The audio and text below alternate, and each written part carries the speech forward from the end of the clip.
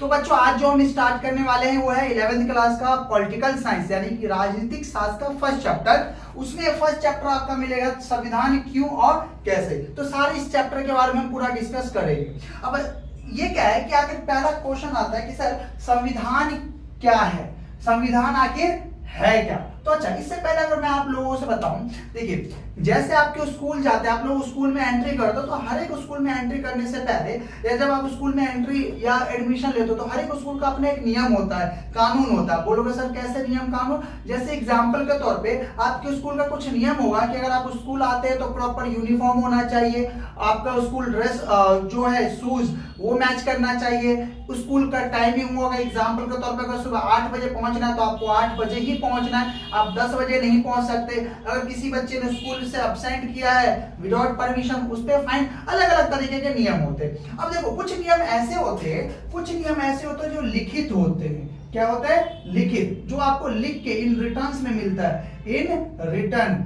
Return का मतलब क्या होता है? एकदम जो लिखा हुआ मिलता है। जैसे आप लोगों के पास स्कूल डायरी मिलता होगा ना बच्चों, स्कूल डायरी, उस स्कूल डायरी में लिखा रहता है कि आपका प्रेयर ये होगा, स्कूल का टाइमिंग ये है, क्लोजिंग टाइम ये है। तो अगर मैं बात करूं, वो जो डायरी है क्या है? सिर्फ और सिर्फ एक दस्तावेज, उसमें कुछ नियम एंड कानून लिखा होता है। लेकिन कुछ नियम ऐसे भी होते हैं जो लिखा हुआ नहीं रहता, जो लिखा हुआ नहीं रहता। बस जैसे एग्जांपल के तौर पे कि अगर मैडम ने बोल दिया कि आज से जो बच्चा भी 5 मिनट स्कूल अगर स्कूल में एंट्री करता है, 5 मिनट से ज्यादा कोई लेट हुआ, उसको हम बाहर में लाइन करवाएंगे, ग्राउंड के 2 चक्कर लगवाएंगे, तो वो भी एक नियम है। ठीक इसी तरीके से बच्चों किसी भी देश को चलाने के लिए ना एक नियम और कानून चाहिए होता है। मैंने क्या बोला? नियम और कानून चाहिए होता है। नियम क्यों चाहिए होता है? देखो अगर नियम नहीं रहेगा फिर तो देश में हर कोई अपने मर्जी काम करेगा। उसी तरीके से तो एग्जाम्पल के तौर पे अगर आपके स्कूल में अगर ये ना बोले कि भाई 7 बजे या 8 बजे का स्कूल का टाइम है,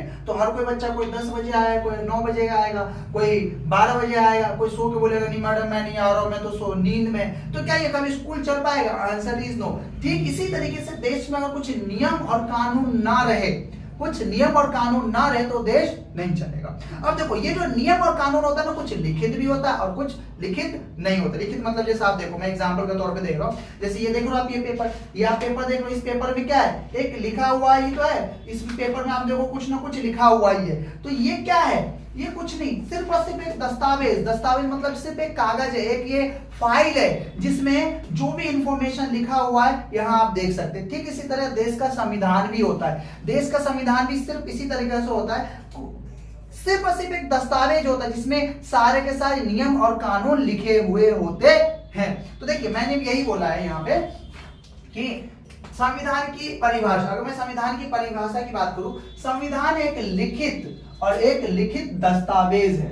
तो मैंने अभी जैसे बताया ना, तो जैसे संविधान की बात करें तो संविधान कुछ और नहीं, जैसे ये एक दस्तावेज है ना, ठीक उसी तरीके से, अच्छा ये लिखा हुआ है, ठीक इसी तरीके से संविधान भी एक दस्तावेज है, ये भी लिखा हुआ दस्तावेज। अब देखो कुछ देशों में संविधान लिखा हुआ है और कुछ देशों में संविधान नहीं लिखा हुआ है। जैसे हम जानते हैं हमारे हिंदुस्तान में संविधान लिखित में, तो ठीक है, संविधान कुछ और नहीं है, संविधान सिर्फ और सिर्फ एक लिखित दस्तावेज है। तो यहाँ पे बताया गया है संविधान एक लिखित या अलिखित दस्तावेज होता है जो किसी देश की राजनीतिक व्यवस्था, कानून और नागरिकों के अधिकारों को तय करता है। यहां देखना बच्चों, इधर इधर इधर इधर, अधिकारों का मतलब क्या होता है? जो आपके पास, देखो हमारे पास, जैसे अगर आप इंडियन हो तो हमारे हर एक इंडियन के पास मौलिक अधिकार होते हैं जिसको हम फंडामेंटल राइट्स भी कहते हैं। तो जैसे हम इंडियन है, हर एक देश की तरह अपने भी हर एक देश का अपना अपना कुछ रूल्स होते हैं, कुछ नियम्स होते हैं, उसकी अपने नागरिकों को देता है। तो संविधान है क्या? संविधान सीधी सी बात, संविधान एक लिखित दस्तावेज है और लिखित दस्तावेज एक ऐसा दस्तावेज जिसमें नियम और कानून के बारे में सारे कुछ इंफॉर्मेशंस दिया रहता है कि भाई किसके पास क्या अधिकार है, किसके पास क्या पावर है, कौन क्या काम कर सकता है, कौन क्या काम नहीं कर सकता है, क्या काम आपराधिक योग है, कौन से काम बिल्कुल अपराध के बिना कर सकते, विदाउट अपराधी वाले माने जाते हैं। तो इसी वजह से इसको भी हम क्या कहते हैं? संविधान को। संविधान सिर्फ और सिर्फ एक लिखित दस्तावेज है जिसमें सारे के सारे नियम और कानून लिखे हुए रहते हैं। ठीक है। अब देखो आप लोग जानते हो ना डॉक्टर भीमराव अंबेडकर जी, आप लोगों ने सभी ने कभी ना कभी नाम सुना होगा डॉक्टर भीमराव अंबेडकर। जब डॉक्टर भीमराव अंबेडकर वो भी संविधान सभा के मेंबर थे। हाँ याद रखना, संविधान सभा क्या होता है, अगर आपको ज्यादा दिक्कत हो आप मुझे कमेंट बॉक्स में बता देना। तो संविधान सभा के वो भी मेंबर थे, उन्होंने भी अपना एक डेफिनेशन दिया था कि भाई आखिर कोई पूछे कि संविधान कहते किसे, है ना, और या संविधान कहेंगे किसको, तो डॉक्टर भीमराव अंबेडकर जी ने भी एक डेफिनेशन दिया था। देखिए डॉक्टर भीमराव अंबेडकर के अकॉर्डिंग क्या बोला, संविधान वह साधन है जिससे एक राष्ट्र अपने लोगों, देखो मैंने लोगों को गलत लिख लिया बच्चों, लोगों है ना, लोगों, संविधान वह साधन है जिससे एक राष्ट्र अपने लोगों को सामाजिक, आर्थिक और राजनीतिक न्याय प्रदान करता है। देखो राजनीतिक, आर्थिक और राजनीतिक क्या कहते हैं, सामाजिक, आर्थिक और राजनीतिक। तो as per doctor Bhimrao Ambedkar के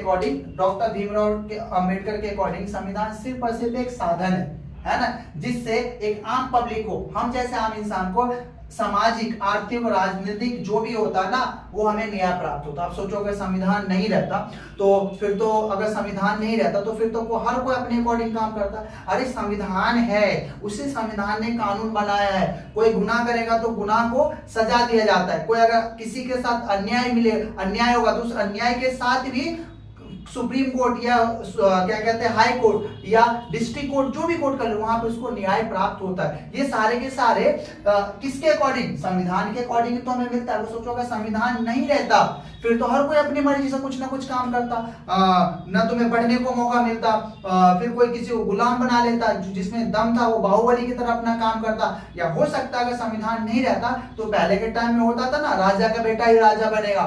आज के टाइम में नहीं होता। संविधान हमारे पास लोकतंत्र है, अपने को अधिकार है कि अगर अपना कोई लीडर अच्छा काम कर रहा है हम इसको फिर से जिता सकते हैं, अगर कोई लीडर अच्छा काम नहीं कर रहा हम इसको हटा सकते हैं, है ना। ये हमें संविधान ही तो अधिकार देता है ना, इसी को लोकतंत्र कहते हैं बच्चों। ठीक है, अब देखो, अब क्वेश्चन आते हैं कि सर चलिए ठीक है संविधान तो समझ में आ गया, लेकिन आखिरकार ये संविधान की जरूरत क्यों है, आखिर ये जरूरत क्यों है। देखो यहाँ पे भी क्या बात है, संविधान की आवश्यकता क्यों है, यह संविधान की जरूरत क्यों है। अच्छा एक बात बताओ, इस आगे टॉपिक बढ़ने से पहले मैं आप लोगों से पूछना चाहता हूं कि अगर आप लोगों से पूछा जाए कि सर आप, चलो मैंने आप लोगों से पूछा कि बताओ बच्चों पढ़ाई हमारे लिए क्यों जरूरी है ना, तो आप लोग बोलोगे सर पढ़ाई इसलिए जरूरी है ताकि हम ज्ञान प्राप्त कर सके, हम अच्छे और बुरे में फर्क समझ सके, हम लोगों के साथ समाज में अच्छे तरीके से रह सके, और अपने जीवन को चलाने के लिए जो पैसे वैसे चाहिए, जो नौकरी चाहिए, जॉब चाहिए, बिजनेस करना वो हम कर सके। वो ज्ञान से ही तो प्राप्त मिलेगा ना, इसी वजह से हमें पढ़ाई चाहिए, या नई टेक्नोलॉजी बनाने के लिए उसके लिए ज्ञान चाहिए, साइंस एंड टेक्नोलॉजी, इसी वजह से हमें पढ़ना जरूरी है। सही बात करो। ठीक इसी तरीके से देखिए एक देश को चलाने के लिए या जो संविधान होता है, संविधान की भी जरूरत होती है कुछ काम के लिए, है ना। वो काम क्या होता है, सबसे पहले है कि देखो सरकार को दिशा और नियंत्रण देने के लिए, इधर इधर इधर इधर फिर से इधर, देखो संविधान की सबसे पहला काम क्या है, सरकार को दिशा और नियंत्रण देने के लिए। अब सोचो, चलो मैं एक और एग्जांपल देता हूं, अगर सोचो संविधान नहीं रहता, है ना, फिर से अगर संविधान नहीं रहता तो हमें कैसे पता चलता है कि सरकार क्या काम कर सकती है, सरकार क्या काम नहीं कर सकती, है ना। फिर तो अगर संविधान नहीं रहता फिर तो सरकार कोई भी कुछ भी काम कर सकता, कुछ इलीगल काम कर सकता है, इलीगल इन द सेंस जो हमारे संविधान के अगेंस्ट हो वो भी काम कर सकता है। अब देखो यही है, संविधान ही हमें बताता है कि सरकार को एक दिशा देता है क्या क्या काम कर सकते हो और किस हिसाब, दिशा मतलब कैसे करना है, और अगर कुछ काम गलत कर तो उस पर भी कंट्रोल कर सकता है कि नहीं आप ये काम तो नहीं कर सकते। एग्जाम्पल के तौर पे देखो, एग्जाम्पल के तौर पे देते हैं, अगर सरकार की बात करें, देखिए हम जानते हैं कि हमारे देश के भी प्रधानमंत्री कौन है, मोदी जी है। हमारे देश के कौन है प्रधानमंत्री जी, मोदी जी, है ना। अब देखो सरकार अगर काम करना चाहे, चलो एक बात बताओ, खुद बताओ, अगर सरकार अचानक से मान लेते कि ऐसी सिर्फ रैंडम सिर्फ एग्जांपल दे रहा हूं कि सरकार बोले कि नहीं आज से सारे के सारे जितने भी जनता है ना वो रात को काम करेंगे और दिन को क्या करेंगे, सोएंगे। खुद बताओ ये कभी कानून बनेगा क्या, कैसे संविधान में कुछ लिखा हुआ है ना। अगर सिर्फ और सिर्फ अगर यही राजतंत्र हो, आप लोगों ने एक कहानी सुना होगा बचपन में, एक राजा होता था ना कि जो सवा शेर खीर सवा शेर कुछ ऐसे था, अंधेर नगरी करके, फिर तो ऐसे चलने लगा। तो इसी तरीके से हमारे संविधान में इन सब कामों को रोकने के लिए, कुछ गलत न हो इसके लिए क्या बना हुआ है, संविधान, है ना। सरकार को दिशा प्रदान करता है। कि एग्जाम्पल के तौर पे अगर आपको एग्जाम्पल कोई बिल प्राप्त करना है, यानी कि अगर आपको कोई बिल लाना है ना। अच्छा, बिल क्या होता है या कानून कैसे बनता है, अगर इसके बारे में भी जाना तो मुझे कमेंट बॉक्स में बता देना, मैं इसके बारे में भी पूरा डिटेल में बता दूंगा। अच्छा, एग्जाम्पल के तौर पे गवर्नमेंट को कोई बिल लाना है तो बिल भी लाने का एक पूरा प्रोसेस होता है। पहले बिल लाएंगे, फिर राज्यसभा या लोकसभा में इसको पास करेंगे, फिर प्रेसिडेंट ऑफ इंडिया के पास जाएगा, फिर वो साइन होगा, फिर वो बिल बनेगा। आखिर ये कौन बताता है कि ऐसे बिल बनाओगे, है ना? ये सारे के सारे हमें संविधान ही बताते हैं कि आपको ऐसे काम करना है।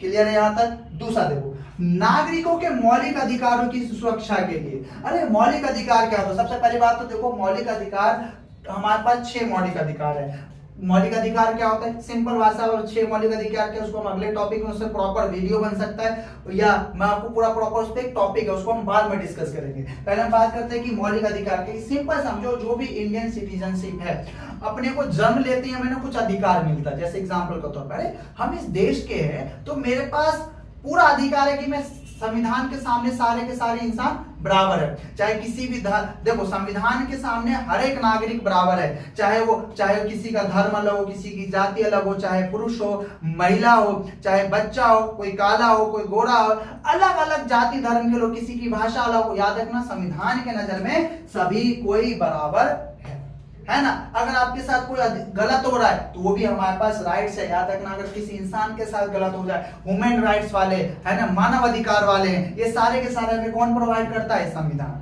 अगर ये नहीं रहेगा फिर तो सोचो, एक पल सिर्फ एग्जांपल दो, अगर ये संविधान हमारे एक आम इंसान के पास अगर ये अधिकार नहीं रहेगा, या संविधान हमें अधिकार नहीं देगा मौलिक अधिकार, फिर तो सिर्फ एग्जांपल दे रहा हूं। फिर तो ऐसे मान लो कि पुलिस वाले आएंगे, हर एक इंसान को, जो बेगुनाह इंसान होगा, चाहिए बहुत सारी पैसे करो, इसको पकड़ो, जेल में डालो, 2-4 कानून ठोक दो, अपना प्रमोशन हो जाएगा।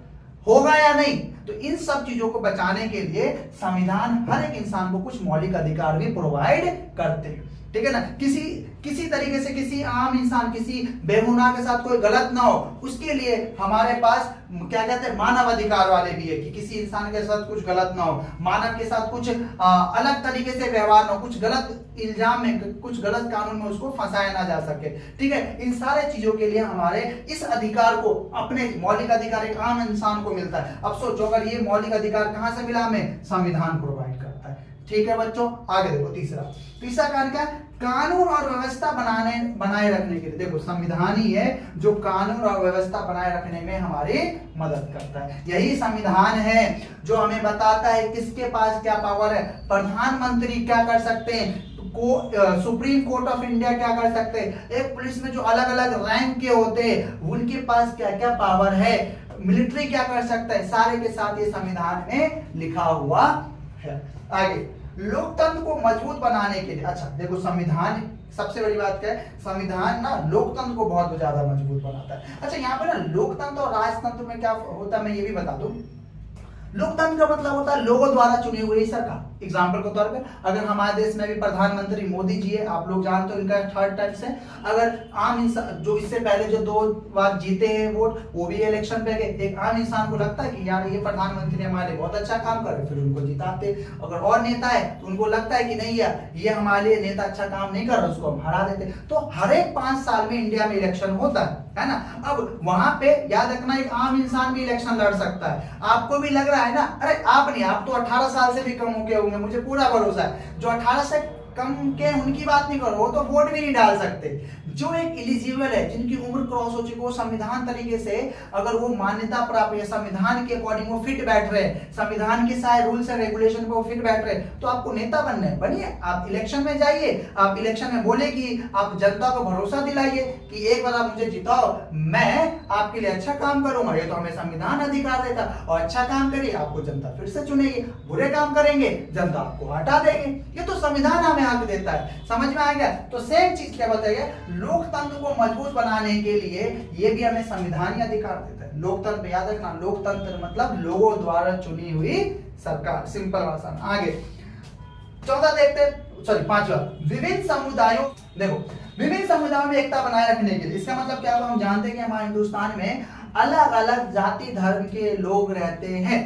अलग अलग जाते, यहाँ पे बहुत सारे धर्म रहते हैं, हिंदू, मुस्लिम, सिख, ईसाई और भी बहुत सारे, 4 ही में मुझे भी याद आ रहा है, बहुत सारे धर्म। इसमें एकता बनाए के लिए, किसी के साथ कोई अन्याय ना हो, किसी के साथ कोई भेदभाव ना हो, ये भी यही काम करता है संविधान। समुदाय से एक चीज और याद आया था, हमारे हिंदुस्तान में ये भी जानते हैं कि यहाँ पे अलग अलग भाषाएं बोली जाती है, अलग अलग लैंग्वेज बोली जाती है। इंडिया की खास बात यही है कि हर एक 15 से 20 किलोमीटर के बाद एक नई लैंग्वेज धीरे धीरे जगह बनाना स्टार्ट करता है, वो लैंग्वेज चेंज होने लगता है। ठीक है, तो ये भी कि कौन हमें सबको, हर एक भाषा को, हर एक संस्कृति को, हर एक चीज को संविधान की नजर में बराबर माना गया है। कोई भी लैंग्वेज, कोई भी धर्म, कोई भी चीज अलग नहीं माना गया।